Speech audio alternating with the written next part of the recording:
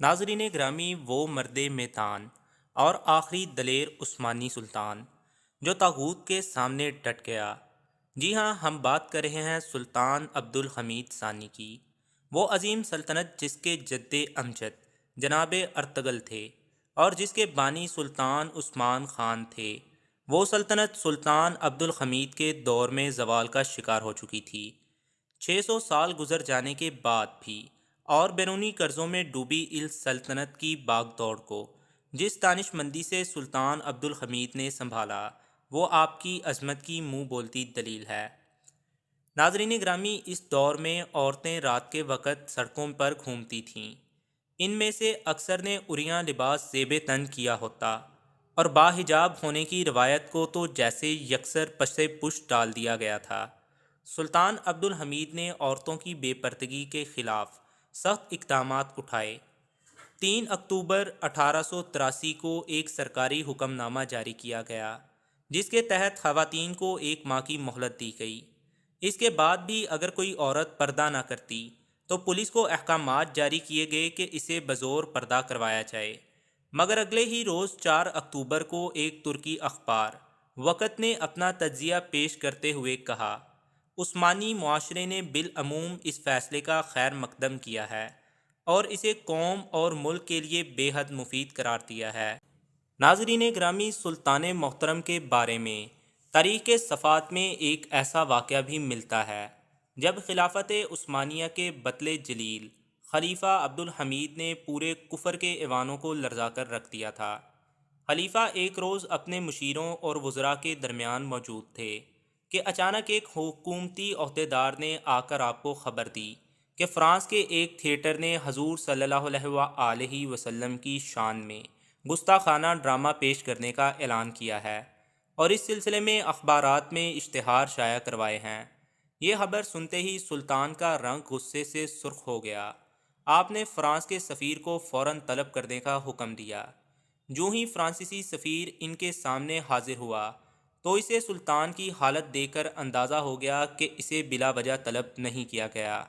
سلطان نے فرانسیسی سفیر کی آنکھوں میں آنکھیں ڈال کر نہایت صفاقانہ لہجے میں اسے کہا کہ اگر تم نے اس ڈرامے کو نہ روکا تو میں تمہاری دنیا تباہ کر دوں گا۔ یہ کہہ کر سلطان نے اشتہار والا اخبار فرانسیسی سفیر کی طرف اچھال دیا۔ سفیر فوراً وہاں سے نکلا اور سیدھا سفارت خانے پہنچا اور ایک نہایت برق رفتار پیغام فرانس کی اپنی حکومت کو بھیج دیا۔ کہا، اگر تم یورپ کو اپنی آنکھوں سے جلتا ہوا نہیں دیکھنا چاہتے اور فرانس کی فصیلوں پر اسلامی پرچم نہیں دیکھنا چاہتے تو فوری طور پر گستاخانہ ڈرامے کو روکو۔ عثمانی لشکر حکم کے منتظر کھڑے ہیں، ان کے جہاز بندرگاہ پر صرف احکامات کے منتظر ہیں اور پیادہ فوج اور توپ خانہ چھاؤنیوں سے نکل چکا ہے۔ سلطان کے اس اقدام سے نہ صرف فرانسیسیوں نے اس ڈرامے کو روکا بلکہ اس تھیٹر کو ہمیشہ کے لیے بند کر دیا جس نے نبی مکرم صلی اللہ علیہ وآلہ وسلم کی شان اقدس میں گستاخی کا ارادہ کیا تھا۔ ناظرین گرامی، کہا جاتا ہے کہ سلطان عبد الحمید کے دور حکومت میں یہودیوں کے ایک وفد نے خلیفہ سے ملاقات کی تھی۔ یہ 19ویں صدی کے اواخر کی بات ہے۔ اس زمانے میں خلافت عثمانیہ بے حد کمزور ہو چکی تھی۔ ترکی کی مالی حالت خستہ تھی، حکومت بھی مقروض تھی۔ اس وفد نے خلیفہ سے کہا تھا کہ اگر آپ بیت المقدس اور فلسطین ہمیں دے دیں تو ہم خلافت عثمانیہ کا سارا قرضہ اتار دیں گے اور مزید کئی ٹن سونا بھی دیں گے۔ خلیفہ عبد الحمید کی دینی حمیت دیکھیے کہ اس نے وہ جواب دیا جسے تاریخ کبھی فراموش نہیں کر سکتی۔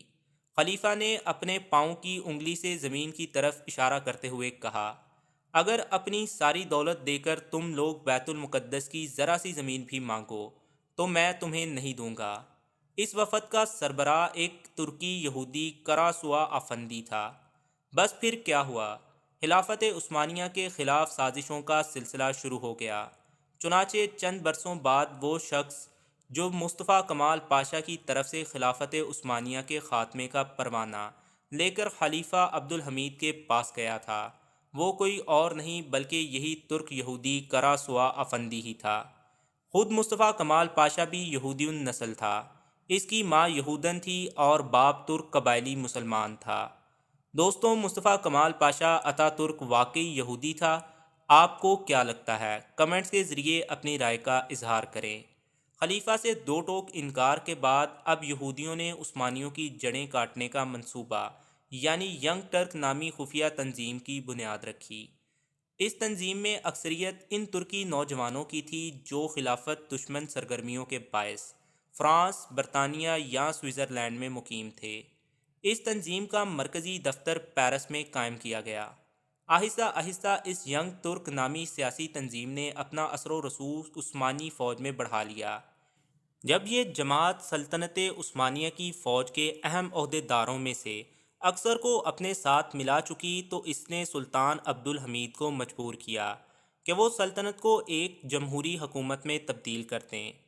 بیرونی ممالک، ینگ ٹرکس اور اقلیتوں کے دباؤ کے سبب سلطان نے 1908 میں سلطنت عثمانیہ میں پارلیمنٹ کا افتتاح کیا اور آپ نے بہت سے اختیارات جمہوری حکومتوں کے حوالے کر دیے، لیکن جلد ہی ان جمہوریت پسند عناصر کی سازشیں رنگ لانے لگیں اور سلطنت میں ہر جگہ ہر شعبے میں ابتری پھیلنا شروع ہو گئی۔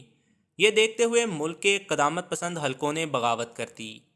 نوجوان ٹرکس نامی تنظیم کے نوجوانوں کو چن چن کر قتل کیا جانے لگا، مگر جلد ہی عثمانی فوج نے، جو کہ جمہوریت پسند عناصر کے حق میں تھی، اس بغاوت پر قابو پا لیا۔ اب سلطان عبد الحمید پر باغیوں کی امداد کرنے کا الزام عائد کر کے انہیں معزول کر دیا گیا۔ 1918 میں آپ اسی قید کے دوران جہان فانی سے رخصت ہوئے۔ خدا تعالیٰ آپ پر اپنی رحمتوں کا نزول فرمائے، آمین ثم آمین۔ ویڈیو اچھی لگی ہو تو اسے لائک کریں اور اس انفارمیٹیو ویڈیو کو دوستوں کے ساتھ شیئر بھی کریں۔ اللہ حافظ۔